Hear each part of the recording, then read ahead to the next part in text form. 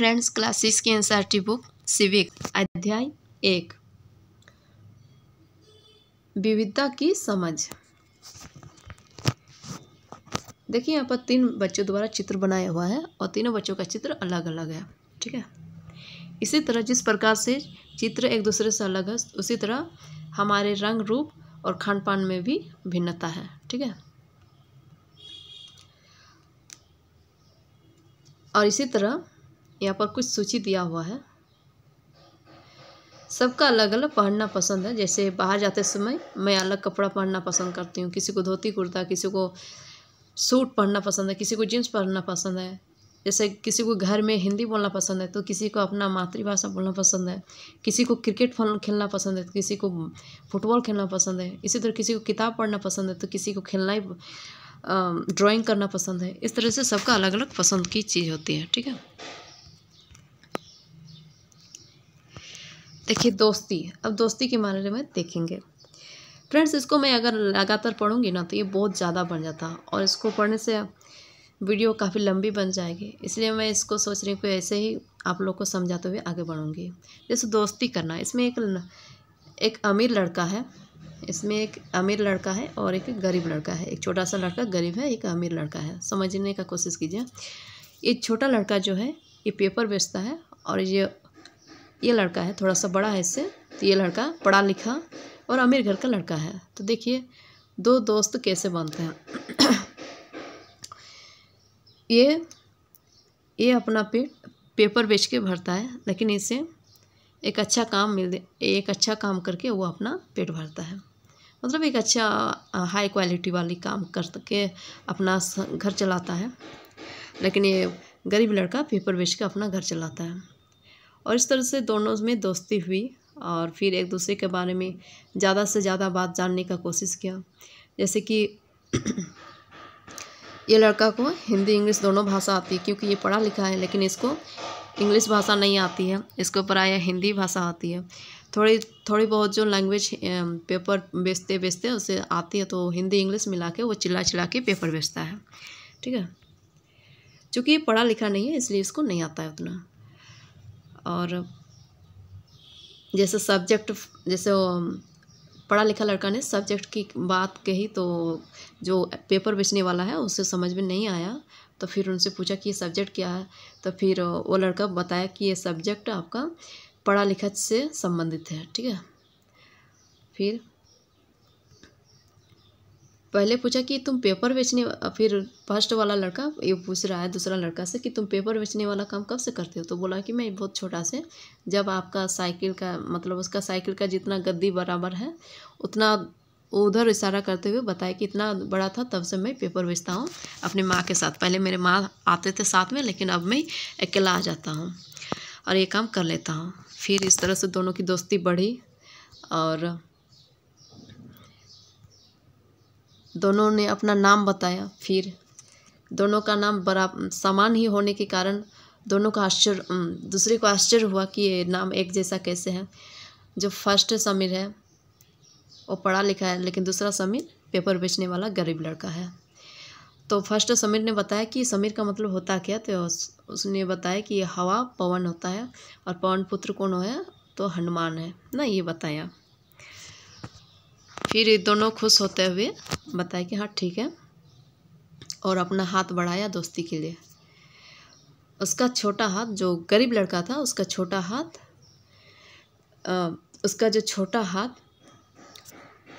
चिड़िया की तरह उसके हाथ में समा गया। और फिर वो लड़का साइकिल चलाकर आगे बढ़ चुका था और उसके हाथ का जो गर्माहट था तो उसे तब तक महसूस होते रहा। अगले दिन जब वो उसके चेहरे पर उसकी चिर परिचित मुस्कान नहीं थी। हर दिन वह हंसता मुस्कुराता हुआ पेपर बेचता था, लेकिन दूसरा दिन जब उनसे मिला तो उसका मुस्कान नहीं था, क्योंकि मेरठ में बहुत बड़ी गड़बड़ी हो गई थी ना, बहुत बड़ी गड़बड़ हो गई थी और वहाँ पर दंगा हो गया था जिसमें बहुत सारे लोग मारे गए थे।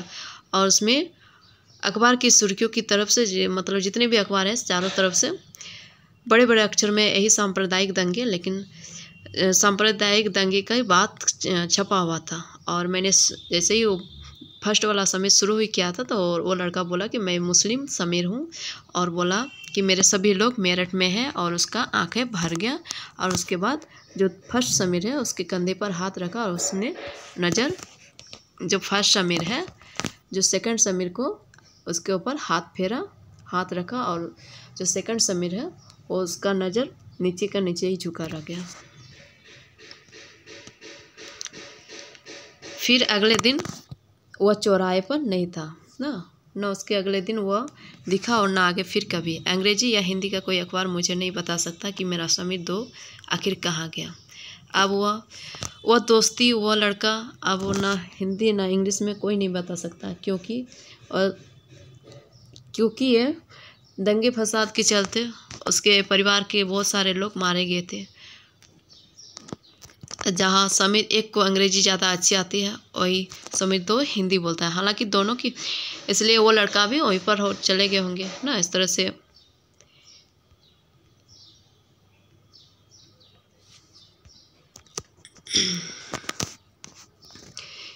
से उन दोनों का दोस्ती तो बना रहा लेकिन लड़का नहीं रहा। जहाँ समीर 1 को अंग्रेजी ज़्यादा अच्छी आती है वही समीर 2 हिंदी बोलता है। देखिए, जो समीर 1 को तो अंग्रेजी बहुत अच्छे से आती थी, लेकिन जो सेकंड वाला समीर था तो वो हिंदी बहुत अच्छा से बोलता था। हालांकि दोनों की भाषाएं अलग है, फिर भी दोनों एक दूसरे से बात कर पाए। उन्होंने इसके लिए प्रयास किया क्योंकि उनके लिए बात करना महत्वपूर्ण था। समीर 1 और समीर 2 की धार्मिक और सांस्कृतिक पृष्ठभूमियाँ भी अलग है।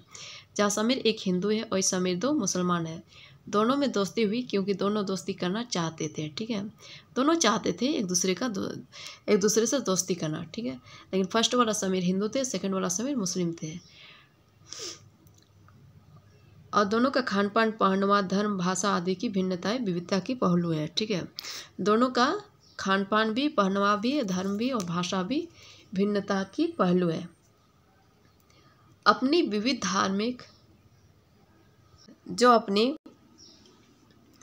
धार्मिक और सांस्कृतिक पृष्ठभूमि के अलावा समीर 1 और समीर 2 कई अन्य मामलों में भी एक दूसरे से अलग थे।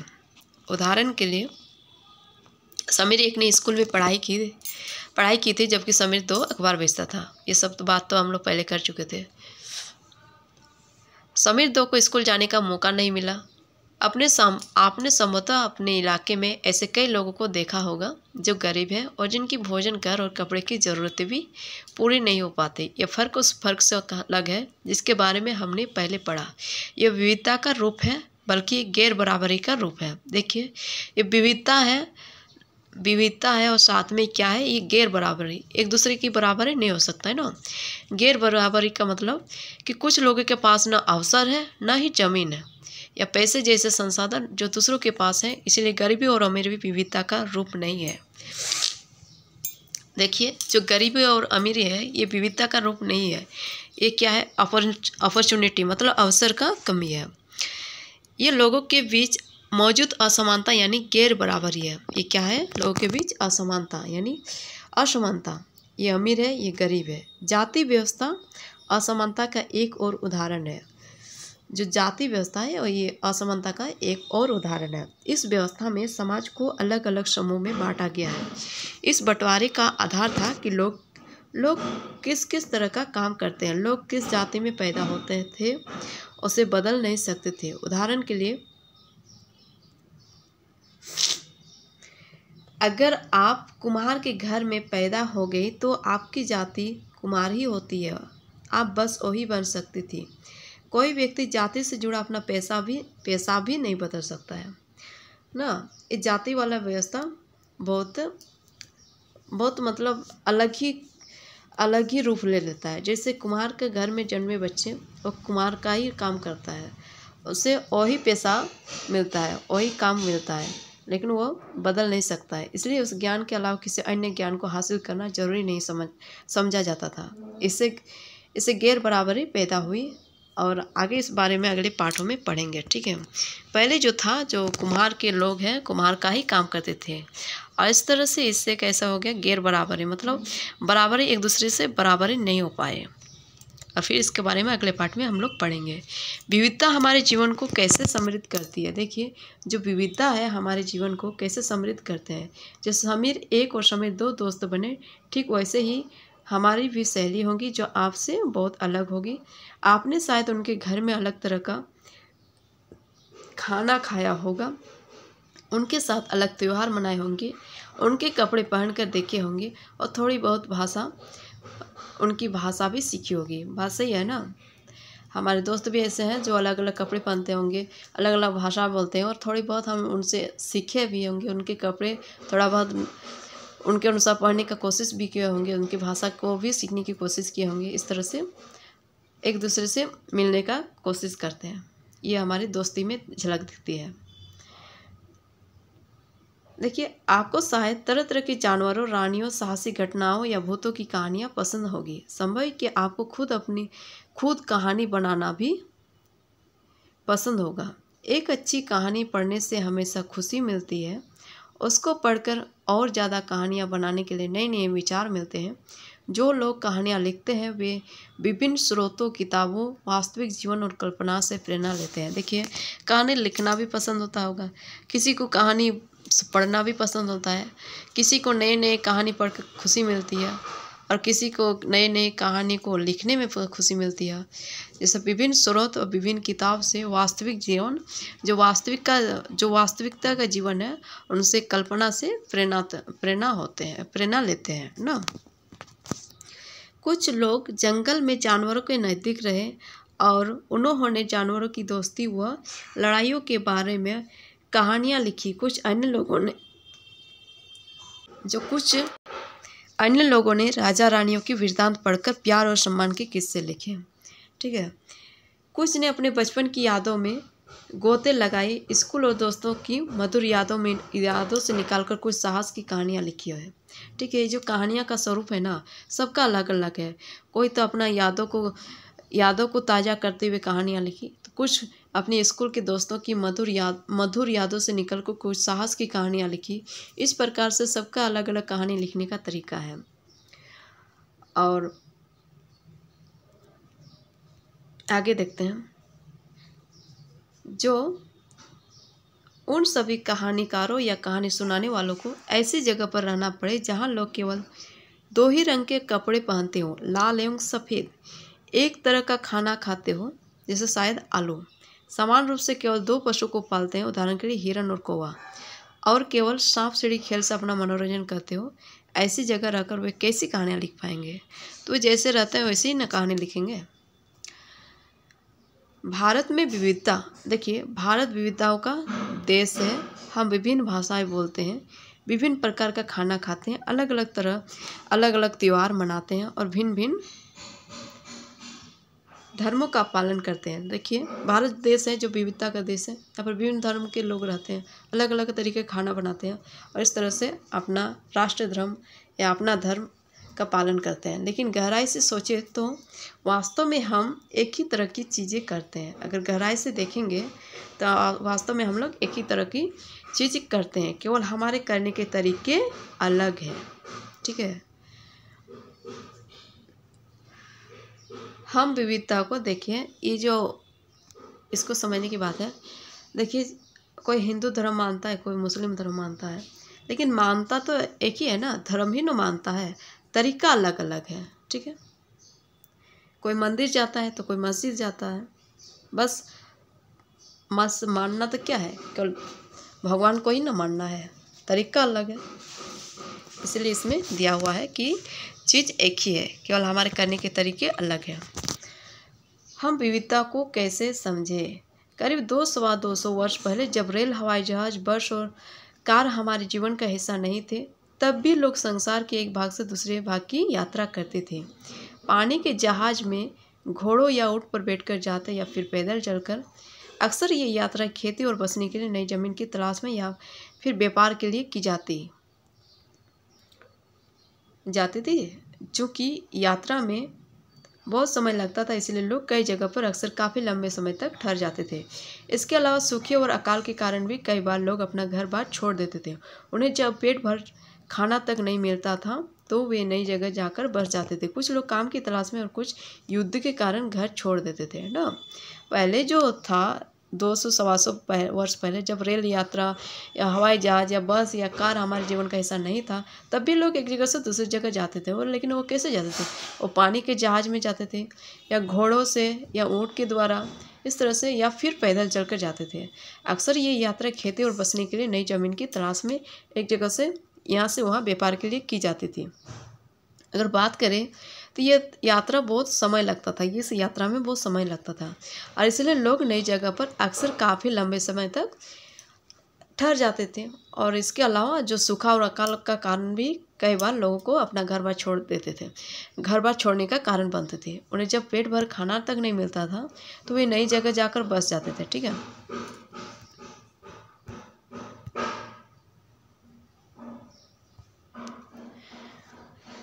लोग जब नई जगह में बसना शुरू करते थे तो उसके रहन सहन में थोड़ा बदलाव आ जाता था। कुछ चीज़ों वे नई जगह की अपना लेते थे, कुछ चीज़ों वे पुराने ढर्रे पर ही चलते रहते थे। इस तरह उनकी भाषा, भोजन, संगीत, धर्म आदि में नए और पुराने का मिश्रण होता रहता था। उनकी संस्कृति और नई जगह की संस्कृति में आदान प्रदान होता था और धीरे धीरे एक मिश्रित यानी मिलीजुली संस्कृति उभरती है। देखिए, जैसे यहाँ के कुछ लोग हैं, ये लोग यहाँ के कुछ हैं, ये लोग यहाँ आकर के बस गए। ठीक है, तो ये लोग यहाँ पर आकर के बस गए तो यहाँ की जो संस्कृति है इसको थोड़ा अपनाएगा और अपना जो संस्कृति है वो उसको थोड़ा लेगा। तो इस तरह से क्या हो जाएगा, मिलता जुलता एक संस्कृति बन जाएगा। कुछ लोग हैं जो अपना ही जो नियम है उसी का पालन करेगा, तो वो क्या हो गया, एक पुराने ढर्रे से, मतलब उसका जो नियम है उसी तरह वो चलता रहेगा। ठीक है, आइए हम विविधता को समझने के लिए यही सब चीज़ है। ठीक है,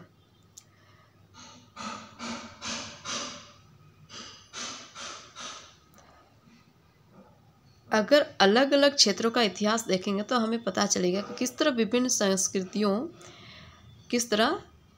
विभिन्न सांस्कृतिक प्रभावों ने वहाँ के जीवन और संस्कृति को आकार देने में योगदान दिया है। अगर इतिहास को देखेंगे तो हमें बहुत सारे ऐसे चीज़ को देखेंगे, जीवन को देखेंगे, संस्कृति को देखेंगे कि ये कैसे अलग या प्रभाव को कैसे अलग रहने की प्रभाव को दिखाया है, कैसे योगदान दिया है। इस तरह से कई क्षेत्र अपने विशिष्ट इतिहास के कारण विविधता संपन्न हो जाते थे। ठीक है, अपनी विशिष्ट योग्यता के कारण वह विविधता संपन्न हो जाते थे, विशिष्ट इतिहास के कारण। ठीक है, ठीक इसी प्रकार लोग अलग अलग तरह की भौगोलिक स्थितियों से किस प्रकार सामंजस्य बैठाते हैं, और इसी प्रकार से अलग अलग स्थिति में, अलग अलग भौगोलिक स्थिति में अपना सामंजस्य बैठाते थे, संतुलन बैठाते थे। ठीक है, उससे भी विविधता उत्पन्न होती है। उदाहरण के लिए समुद्र के पास रहने में और पहाड़ी इलाकों में रहने में बड़ा फर्क है। देखिए, जो लोग समुद्र तट में रहते थे, जो लोग पहाड़ी तट में रहते थे, ये लोग यहाँ पर रहने में उसे दिक्कत होगा और इसको यहाँ पर रहने में दिक्कत होगा। इसीलिए जब एक जगह के लोग दूसरे स्थान पर रहने के लिए कोशिश करते थे तो वे फर्स्ट में उन्हें दिक्कत होती थी, लेकिन बाद में उसे वो अपना लेते थे, संतुलन बना लेते थे। ठीक है, उदाहरण के लिए हाँ, ये चीज़ तो पढ़ लें। अगर बात करें, न केवल वहाँ के लोगों के कपड़ों और खान पान की आदतों में फ़र्क होगा, बल्कि जिस तरह से का काम वे करेंगे वो भी अलग होंगे। वे सब चीज़ अलग होंगे ना, खान पान भी अलग होगा, कपड़ा भी अलग होगा, काम करने का तरीका भी अलग होगा। शहरों में अक्सर लोग ये भूल जाते हैं कि उनका जीवन उनके भौतिक वातावरण से किस तरह गहराई से जुड़ा हुआ है। ऐसा इसलिए कि शहरों में लोग विरले ही अपनी सब्जी या अनाज उगाते हैं, वे इन चीज़ों के लिए बाज़ार पर ही निर्भर रहते हैं। देखिए, जो शहर का लोग, जो गांव का लोगों में काफ़ी अंतर होता है। भले ही वहाँ पर सब्जी उगाते हैं, लेकिन ये लोग बाज़ार पर ही निर्भर रहते हैं। देखिए, भारत के दो भाग, लद्दाख और केरल के उदाहरण, जो लद्दाख और केरल है उसका उदाहरण, इसके जरिए हम लोग समझने की कोशिश करेंगे कि किसी क्षेत्र की विविधता पर उसके ऐतिहासिक और भौगोलिक कारकों का क्या असर पड़ता है। ठीक है,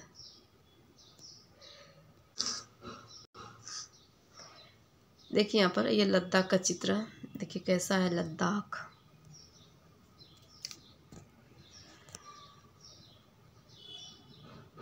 लद्दाख जम्मू और कश्मीर के पूर्वी पहाड़ियों में बसा है, एक रेगिस्तानी इलाका है। लद्दाख जो है जम्मू कश्मीर के पूर्व में पहाड़ियों में बसा है, जम्मू कश्मीर के पूर्व के पहाड़ियों में बसा है, और ये क्या है, रेगिस्तानी इलाका है। यहाँ पर बहुत ही कम खेती संभव है क्योंकि इस क्षेत्र में बारिश बिल्कुल नहीं होती है। यहाँ पर खेती करने की संभावना बहुत कम है क्योंकि यहाँ पर बारिश नहीं होती है। ये इलाका हर वर्ष काफ़ी लंबे समय तक क्या रहता है, बर्फ़ से ढका रहता है और इस क्षेत्र में बहुत ही कम पेड़ उग पाते हैं। पीने के पानी के लिए लोग गर्मी के महीनों में पिघलने वाली बर्फ़ पर निर्भर रहते हैं। ठीक है, देखिए यहाँ पर पानी, बारिश नहीं होती है तो पानी कहाँ से होगी, क्योंकि ये बर्फीला जगह है, तो इसलिए लोग ये बर्फ़ से, जो बर्फ़ है उसके पिघलने से जो पानी बनती है तो उसी पर लोग निर्भर रहते हैं। यहाँ के लोग एक खास किस्म की बकरी पालते हैं जिसको पश्मीना ऊन मिलता है, जिससे पश्मीना ऊन मिलता है। यहाँ का जो बकरी है तो उसका नाम क्या, पश्मीना, तो उससे क्या मिलता है, ऊन मिलता है। ठीक है, एक खास प्रकार का बकरी है। ये ऊन कीमती है इसलिए पश्मीना शॉल बड़ी महंगी होती है। ये ऊन काफ़ी कीमती है इसलिए जो पश्मीना शॉल मिलती है वो काफ़ी महंगी होती है। लद्दाख के लोग बड़ी सावधानी से इस ऊन को इकट्ठा करके कश्मीर के व्यापारियों को बेच देते थे और मुख्यतः कश्मीर में यह पश्मीना शालें बुनी जाती है। ये मुख्यतः कश्मीर में ही बुनी जाती है क्योंकि ये काफ़ी महंगी है और ये जो बकरी है ये प्रायः लद्दाख में ही मिलेगी क्योंकि ये ठंडे स्तर के बकरी है और इसलिए लोग जो व्यापारी हैं ये उनको इकट्ठा करके कश्मीर के व्यापारी को बेच देते हैं।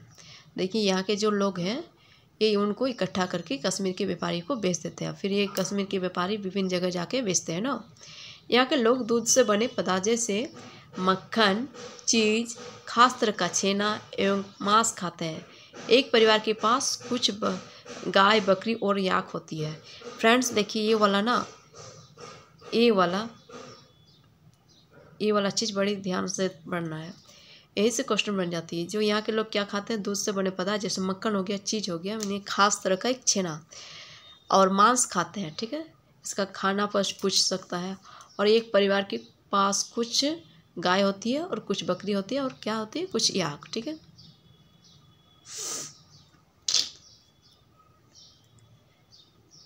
रेगिस्तान होने का मतलब यह मतलब नहीं कि व्यापारी यहाँ आने के लिए आकर्षित नहीं हुए। देखिए रेगिस्तान का मतलब यह नहीं है कि यहाँ पर व्यापारी नहीं आए। लद्दाख तो व्यापार के लिए एक अच्छा रास्ता माना गया क्योंकि यहाँ कई घाटियाँ हैं जिनसे गुजर कर मध्य एशिया के काफिले इस इलाके में पहुँचते थे। देखिए यहाँ पर बहुत सारा घाटी है ना, घाटियाँ हैं, देखिए कैसे घाटियाँ हैं, जिसके चलते यहाँ पर बहुत सारे व्यापारी यहाँ से होकर गुजरे ना, मध्य एशिया के काफिले इस इलाके में पहुँचते थे, जिससे आज क्या कहेंगे इसको, तिब्बत, इसको क्या कहेंगे आज, तिब्बत कहते हैं। ये काफिले अपने साथ मसाले, कच्चा रेशम, दरिया आदि लेकर चलते थे। ये काफिला क्या होता था, ये अपने साथ मसाला, कच्चा रेशम, दरिया आदि लेकर चलते थे। लद्दाख के रास्ते ही बौद्ध धर्म, जो लद्दाख का रास्ता है उसी तरह उधर से ही बौद्ध धर्म तिब्बत पहुंचा। जो बौद्ध धर्म है वो तिब्बत पहुंचा।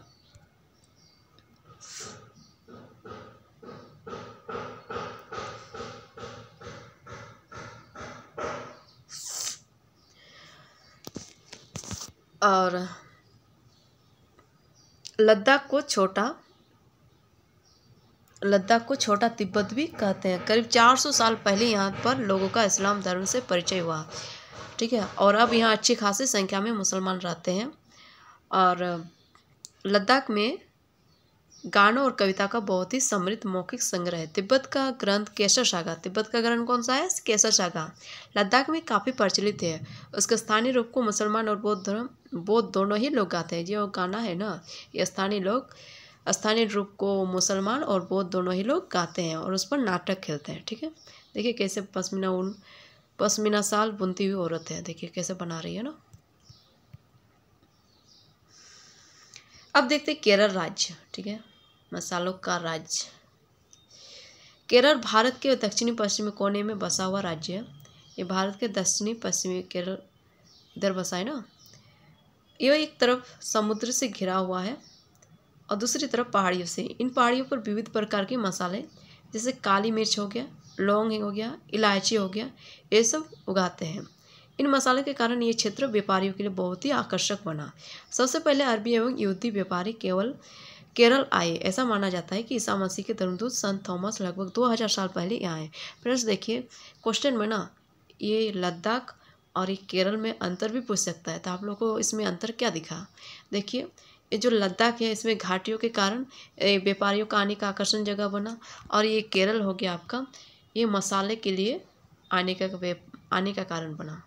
किनका, व्यापारियों का ना। सबसे पहले अरबी एवं यहूदी यहाँ पर आए थे और धर्मदूत जो ईसा मसीह के धर्मदूत संत थॉमस हैं लगभग 2000 साल पहले आए थे। भारत में ईसाई धर्म लाने का श्रेय उन्हीं को जाता है। अरब से व्यापारी यहाँ आकर बस गए। इब्न बतूता ने जो करीब 700 साल पहले यहाँ आए अपनी यात्रा वृत्तांत में मुसलमानों के जीवन का विवरण देते हुए लिखा है कि मुसलमान समुदाय की यहाँ बड़ी इज्जत थी। जो मुसलमान समुदाय है यहाँ पर बड़ी इज्जत थी। किसने कहा है? इब्न बतूता ना। देखिए मछली पकड़ने वाला जाल कैसा है ना। वास्को डी गामा पानी के जहाज से यहाँ पहुँचे थे और पुर्तगालियों ने यूरोप से भारत तक समुद्री रास्ता जाना।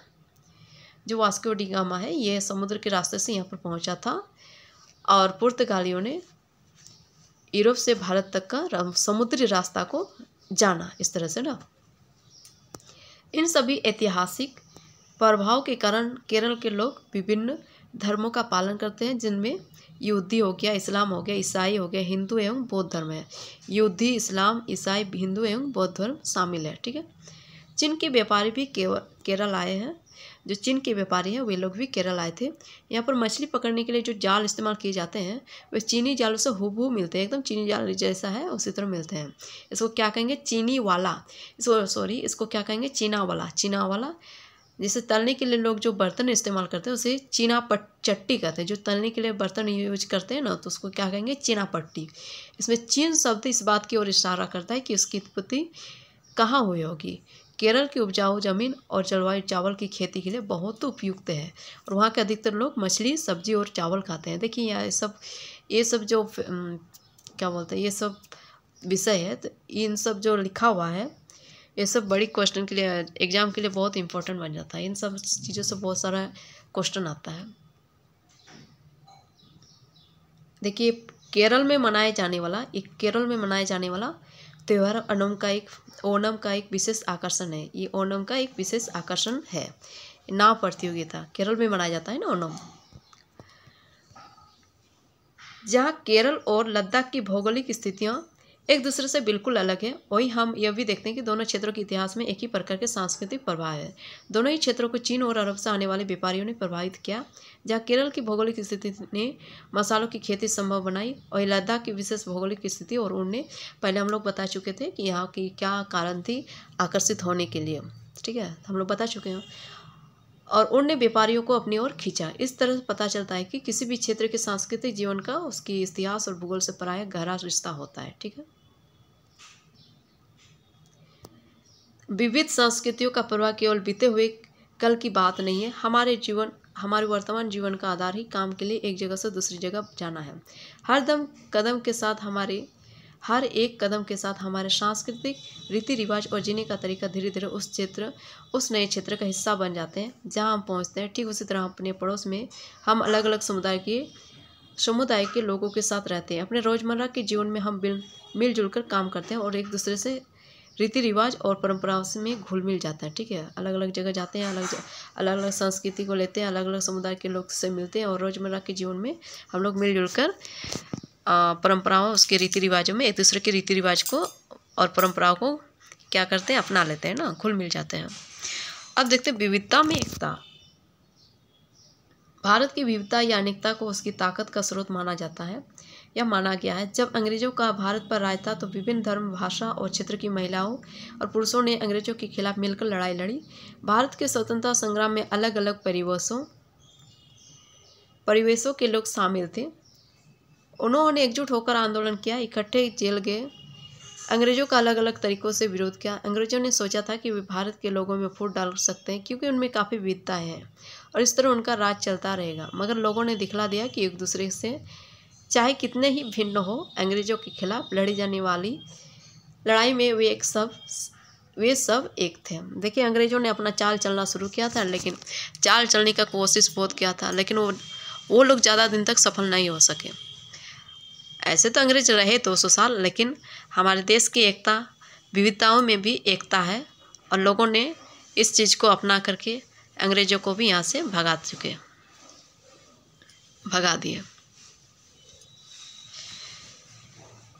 और इस तरह से अंग्रेज़ों के खिलाफ जो लड़ी जाने वाली लड़ाई थी उन सब में हम लोग, हमारे देश के लोग, सभी धर्म के लोग सब एक थे। दिन खून के हमारे प्यारे न भूल जाना, दिन खून के हमारे प्यारे न भूल जाना, खुशियों में अपने हम पर आंसू बहा के जाना। सयाद ने हमारे चुन चुन के फूल तोड़े, वीरान इस चमन में कोई गुल खिला के जाना। दिन खून के हमारे गोली खा के सोए जलिया बाग में हम, सूनी पड़ी कब्र पर दिया जला के जाना। दिन खून के हमारे। हिंदुओं और मुस्लिमों की होती है आज होली, बहते हैं एक रंग में दामन भिगो के जाना। दिन खून के हमारे। कुछ जेल में पड़े हैं, कुछ कब्र में गड़े हैं, 2 बूंद आंसू उन पर प्यारे बहा के जाना। दिन खून के हमारे। भारतीय जननाट्य संघ, ये भारतीय जननाट्य संघ से लिया गया है। ठीक है, ये जलियांवाला हत्याकांड का एक कविता लिया गया है। ये गीत अमृतसर में हुए जलियांवाला बाग हत्याकांड के बाद गाया जाता था। और ये जो गीत है, ये कविता या गीत बोले तो ये जलियांवाला बाग में जो हत्याकांड हुआ था तो वहाँ से लिया गया। और इस हत्याकांड में एक ब्रिटिश जनरल ने उन शांतिप्रिय निहत्थे लोगों पर खुलेआम गोलियां चलवा दी थी जो बाग में इकट्ठे होकर सभा कर रहे थे ना। महिला, पुरुष, हिंदू, मुसलमान एवं सिख, कितने सारे लोग थे, इसमें बहुत सारे लोग थे, महिला पुरुष सभी लोग शामिल थे, जो अंग्रेजों की पश्चातापूर्ण नीति का विरोध करने के लिए जमा हुए थे। जो अंग्रेजों का जो पश्चातापूर्ण नीति था उसका विरोध करने के लिए जमा हुए थे।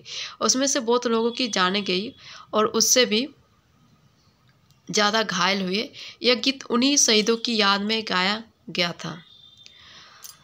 स्वतंत्रता संग्राम के दौरान उभरे गीत और चिन्ह विविधता के प्रति हमारा विश्वास बनाए रखते हैं। और स्वतंत्रता संग्राम के दौरान ही भारत के झंडे की परिकल्पना की गई थी। इस झंडे को सारे भारत में लोगों ने अंग्रेजों के खिलाफ इस्तेमाल किया था। जो इस झंडा है, तिरंगा झंडा, इस झंडा को सारे भारत के लोग इस्तेमाल किया था। किस तरह से भाषण दे रहा है ना पंडित जवाहरलाल नेहरू। जवाहरलाल नेहरू ने अपनी किताब भारत की खोज में लिखा है। देखिए जवाहरलाल नेहरू की कौन सी किताब? भारत की खोज। भारतीय एकता कोई बाहर से थोपी हुई चीज़ नहीं है। वन लाइनर क्वेश्चन में अगर पूछ सकता है कि जवाहरलाल नेहरू की कौन सा बुक है तो ये भारत की खोज। ठीक है, ये भारत की खोज, भारत की खोज जवाहरलाल नेहरू द्वारा लिखा गया पुस्तक है। एकता कोई बाहर से थोपी हुई चीज़ नहीं है। जो एकता है हमारे देश में कोई बाहर से थोपी हुई चीज़ नहीं है, बल्कि ये बहुत ही गहरी है, जिसके अंदर अलग अलग तरह के विश्वास और प्रथाओं को स्वीकार करने की भावना है। इसमें विविधता को पहचानना और प्रोत्साहित किया जाता है। यह नेहरू ही थे जिन्होंने भारत की विविधता का वर्णन करते हुए अनेकता में एकता का विचार हमें दिया। ठीक है, जो अनेकता में एकता का विचार हमें किसने दिया है? तो ये नेहरू जी ने दिया है। रविन्द्रनाथ टैगोर द्वारा रचित हमारा राष्ट्रगान भी भारतीय एकता की ही एक अभिव्यक्ति है। राष्ट्रगान किस तरह से एकता का वर्णन करता है, इसे अपने शब्दों में लिखना है। ठीक है,